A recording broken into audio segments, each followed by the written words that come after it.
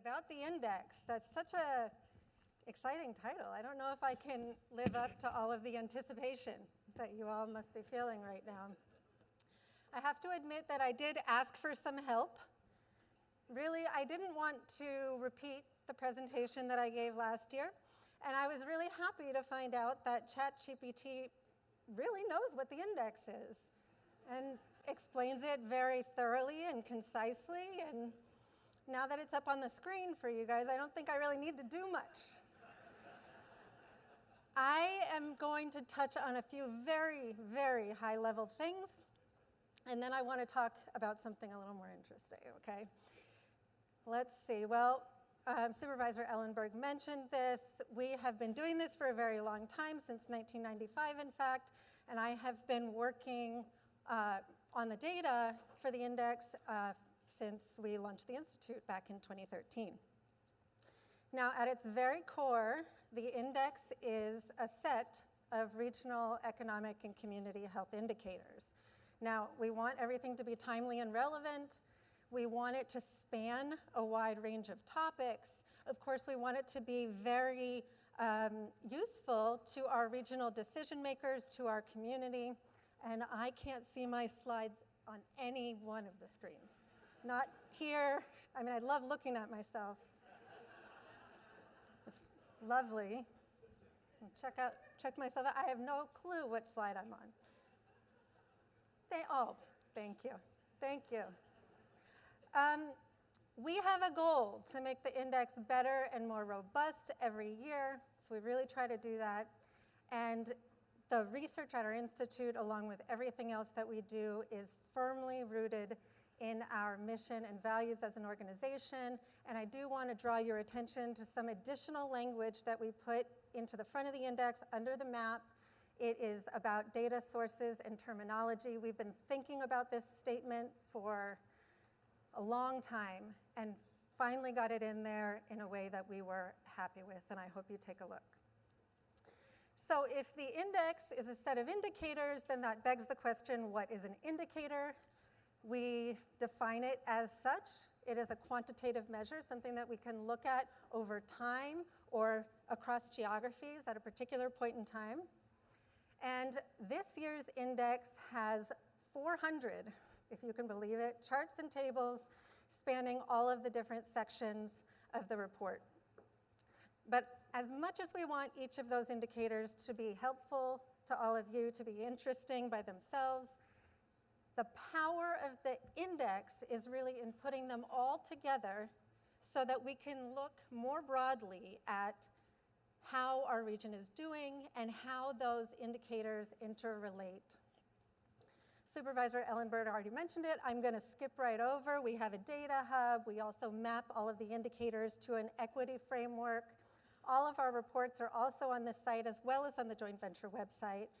We have some indicators that update more frequently, things like our live wildfire map that updates every 15 minutes, and our one and only Silicon Valley population clock, if you ever want to know the closest estimate possible. This one is actually ticking backward right now. We are losing people.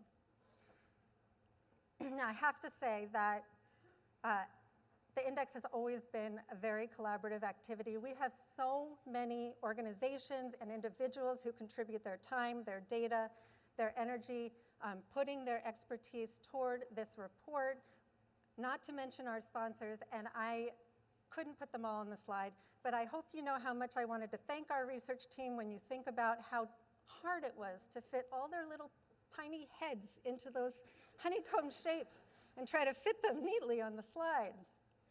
Now, I want to thank in particular these two senior researchers who have done a tremendous amount of work on this year's index, Heidi Young and Danny Wessler. And now I want to pivot to the thing that I think is fascinating. I'm sure you're thinking this is very fascinating. Or you're thinking that the most interesting thing about inflation is when your kid asks you for $12 for a Jamba Juice, and you say, well, back in my day, that was $3.59, and they called it Juice Club. That inflation. It might interest you to know that ever since we started to recover from the Great Recession, the Bay Area CPI has increased at a faster rate than nationally. And we use throughout the index the Bay Area CPI to adjust wherever we do adjust for inflation. It didn't used to make a whole lot of difference, but now, as you can see, it definitely does, and we pay attention to that. So I would like to argue that there are a lot of really interesting things to talk about with respect to inflation. I wanted to talk about the inflation crisis of the 1970s. I wanted to talk about leaving the gold standard and the mint recalling a bunch of pennies and junk coins. I wanted to talk about how you can buy money on the internet. We don't have time for any of that, so I'm doing the next most logical thing. Well, Amazon Prime Video has just released the Bob Barker era. And as you can imagine, I was very excited to sit down with my 13-year-old and show them the one and only show I had to watch when I stayed homesick as a kid. But the thing that I want to point out, it's not necessarily the prices that surprised me. This elegant lazy boy sleeper sofa was $1,000. But what really struck me, what gave me pause, was the ratio of the price of the sofa to this new Pontiac. Now, I don't know if that was a nice car back then. This episode was from 1982. It occurred to me that if we looked at today's car prices, that a sofa should be about the same ratio. So it turns out the average price now is about $50,000, which would put a couch at $7,000. I know you can buy a $7,000 couch, of course, but I don't think that's typical, okay? So it's just getting the wheels turning. In 1982, when they filmed that show, you could buy a decent home in Silicon Valley for, say, $150,000, $200,000. That's about 200 couches, okay? If the cost of a home now is about $1 million, that's 1,000 couches? And that twists my brain into a knot. A house is worth 1,000 couches. And a nice couch, too. I mean, it was a lazy boy sleeper sofa. So it made me want to look back a little further. This is 100 years ago, almost. Just a random newspaper I found from 1928. And here's a product that we still have, Listerine, on sale for 67 cents. Now it's gone up 11 times, about 11 times. Pond's cold cream, it's gone up 26 times. Wow. I mean, it was on sale for 23 cents. What a steal. Jergens lotion, I guess it depends how big your bottle is, but okay, up 21 times. Those were all personal care products. Okay, let's look at a staple. Here's some condensed milk, and it's only gone up by 4 times. Okay, all right, well, that's interesting. Well, anyway, I want to bring it back to our indicators, and the point that I'm really trying to make here is that while it's important to look at all of the indicators to understand the trends, to understand how the region's doing, it's also vitally important that we're mindful of the lens through which we're looking at them.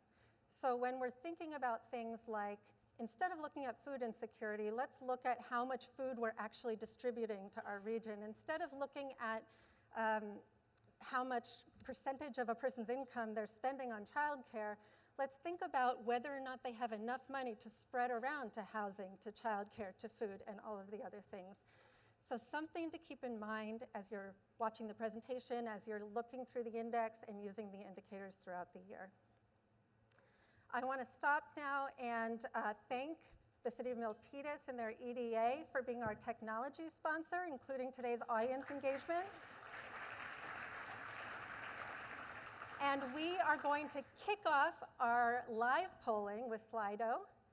If we can get the QR code up, you can scan it with your phones. This is a very important question. Need to poll the audience. Now, whatever you might have called it, if this is relevant to you, how much did the Tooth Fairy pay when you were a kid? And do we have the QR code up? And do we have the results up? I'd like to see how this is tallying here. The QR code anywhere.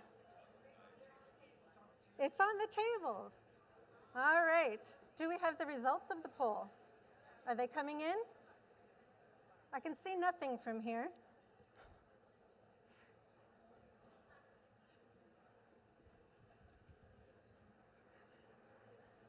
Thank you. All right. $1. Okay, $1's winning. All right, we're going to do a quick switch to the next one. Not the artificial intelligence. How much do you think, in your experience, does a tooth fairy bring now? Anyone? I don't know if we have that second poll, but anyway, we're out of time. I am going to pivot now, and well, I forgot. We take data very seriously here at the Institute. This is real data from the Delta Dental Survey, which shows that nationally, tooth fairy payouts actually decoupled from the S&P 500 in 2022. But just to prove my point about the lens, I'm going to show you that if you adjust this for inflation, then it turns out it actually decoupled back in 2014. Be mindful of the lens you look at the data. And with that, I am going to introduce Teresa Alvarado, a member of our board from PG&E and a generous sponsor of this event.